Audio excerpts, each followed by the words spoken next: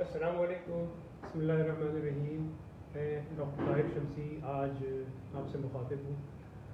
اس وقت جو ہم دسمبر ہمارا شروع ہو چکا ہے پاکستان میں، اور جو ہم کووڈ کے بعد جو دوسرا بڑا مرحلہ ہم نے دیکھا فیس کیا وہ ڈینگی فیور کا۔ ڈینگی فیور پاکستان میں سن 2006 سے ایک وبائی صورت اختیار ہر سال کرتا ہے، اور سندھ میں اس کی جو کیسز ہیں وہ آنے شروع ہوتے ہیں ستمبر کے مہینے سے، اور دسمبر جب بیچ میں پہنچتا ہے 14-15 دسمبر کو، اس وقت کی شدت کم ہو جاتی ہے، اور اگلے چند دنوں میں دسمبر کے آخر تک جیسے جیسے سردی بڑھتی ہے ویسے ویسے اس کے کیسز کم ہو جاتے ہیں۔ پنجاب کی اگر ہم بات کریں، کے پی کی بات کریں، تو وہاں پر یہ جون جولائی سے سٹارٹ ہو جاتا ہے، اور یہ قریب 5-6 مہینے نومبر کے آخر تک یہ چلتا ہے۔ ہم پچھلے 15 سالوں میں دیکھ رہے ہیں کہ ڈینگی فیور جو ہے وہ کچھ سالوں میں یہ شدت اختیار کرتا ہے، اور اس کے بعد 1-2 سال اس کے کیسز کی تعداد کم ہو جاتی ہے۔ یہی پیٹرن پوری دنیا میں نظر آتا ہے، اور اس وقت پوری دنیا کے تقریباً 150 ممالک میں ڈینگی فیور موجود ہے۔ ڈینگی فیور جو ہے ایک وائرس کے ذریعے پھیلتا ہے، جس کو ڈینگی وائرس کہتے ہیں۔ اس کے 4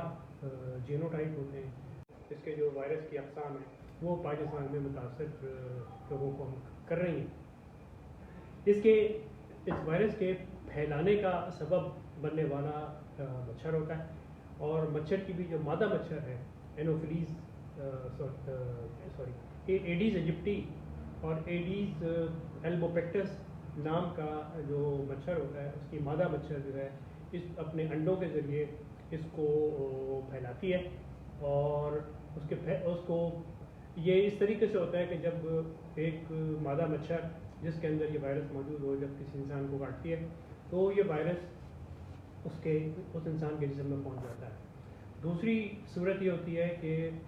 جب یہ انڈے دیتی ہے تو انڈے جو ہیں وہ صاف پانی میں پرورش پاتے ہیں، اور ان انڈوں سے نکلنے والی مادہ مچھروں میں یہ وائرس جو ہے وہ موجود ہوتا ہے، اور یہ والا جو مچھر ہے، جو نئی نسل انڈوں سے نکلنے والی، ان میں پیدائشی طور پہ یہ وائرس موجود ہوتا ہے، اور یہ مختلف لوگوں میں یہ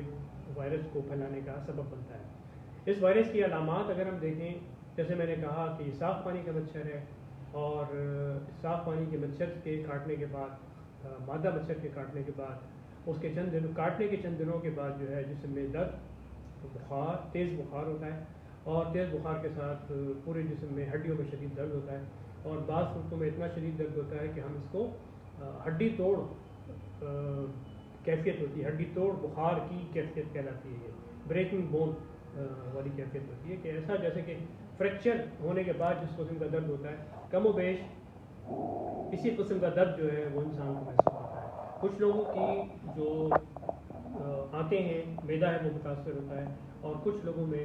یہ جسم کے باقی حصوں کو، جگر کو متاثر کرتا ہے۔ عمومی طور پہ 4 سے 5 دن بخار رہتا ہے، اور 5ویں دن بخار جو ہے وہ اتر جاتا ہے۔ اس میں اہم بات یہ ہے کہ جس وقت بخار ہو رہا ہوتا ہے،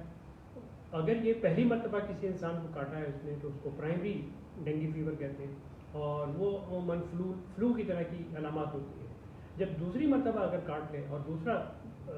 جینو ٹائپ انسان کے جسم میں پہنچتا ہے تو یہ سیکنڈری ڈینگی فیور ہوتا ہے، اور اس کی شدت زیادہ ہوتی ہے، اور اس شدت میں کیا ہوتا ہے کہ انسان کے جسم کے اندر موجود باریک باریک رگیں جو ہیں ان کے اندر سوزش اور ان کے اوپر ورم آ جاتا ہے، اور وہاں سے ان رگوں میں سے خون میں شامل پانی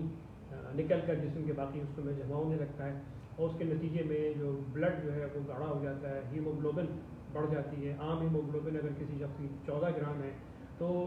سیکنڈری ڈینگی فیور میں یہ بڑھ کر 17 اور 18 اور 19 گرام تک چلی جاتی ہے۔ جتنی زیادہ ہیموگلوبن کی ویلیو ہوگی اتنا زیادہ پیچیدگیاں اس انسان میں نمودار ہوتی ہیں۔ اور جس وقت بخار اترتا ہے، بخار اترنے کے ساتھ ساتھ پلیٹلیٹ بھی کم ہونا شروع ہو جاتے ہیں، اور بخار اترنے کے تیسرے دن سب سے کم تعداد میں پلیٹلیٹ پائے جاتے ہیں، اور آپ کوئی مزید علاج کریں یا نہ کریں، کوئی کسی قسم کے پتے توڑ کے پلائیں نہ پلائیں، کوئی دوا دیں نہ دیں، بخار اترنے کے 5ویں دن سے پلیٹلیٹ کی ریکوری شروع ہو جاتی ہے۔ اگر کسی انسان میں ڈینگی کی وجہ سے بلیڈنگ ہو رہی ہو تو اس بلیڈنگ کو کنٹرول کرنے کے لیے پلیٹلیٹ کو لگانے کی ضرورت پڑتی ہے، ورنہ فریش بلڈ جو ہے وہ اس کو دیا جاتا ہے انسان کو۔ اور ورنہ عمومی طور پہ پلیٹلیٹ اگر بلیڈ نہ ہو رہی ہو تو پلیٹلیٹ لگانے کی ضرورت نہیں پڑتی، چاہے پلیٹلیٹ کاؤنٹ 20,000 پہ ہی کیوں نہ پہنچ جائے۔ یہ سیلف لمیٹنگ بیماری ہے، اس کی کوئی دوا دستیاب نہیں ہے کہ کوئی ٹیکہ یا کوئی ٹیبلٹ یا کسی قسم کی قدرتی جڑی بوٹیوں سے ڈینگی کا علاج ہو سکے۔ پلیٹلیٹ 100 میں سے 100 لوگوں کے ریکور ہو جاتے ہیں، اس میں کسی قسم کی اضافی دوا دینے کی ضرورت نہیں پڑتی۔ جو دوائیں دی جاتی ہیں وہ سپورٹو کیئر کی دوائیں کہلاتی ہیں۔ اس بیماری سے بچاؤ جو ہے یہ نہ صرف ہمیں انفرادی طور پہ ہم نے اپنے اپنے گھروں میں کوشش کرنی ہے، بلکہ معاشرتی طور پہ اور حکومتی سطح پہ یہ سارے وہ والے ایکشن لینے کے ہوتے ہیں جس سے